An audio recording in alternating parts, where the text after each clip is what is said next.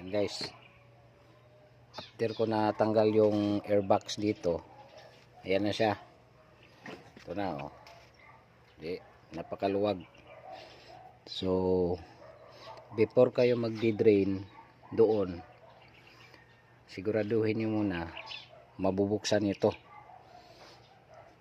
Paano yan kung hindi nyo mabuksan to, mahirapan kayo, wala ng fluid. Meron pa namang ibang way, dito din pwede, dyan, yan, pwede din dito, saka pwede dun sa kabila.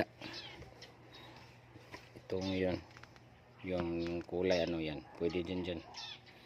So pinaka maganda dito, ito talaga yung recommended. Okay, so titirahin ko muna, i-open ko muna to.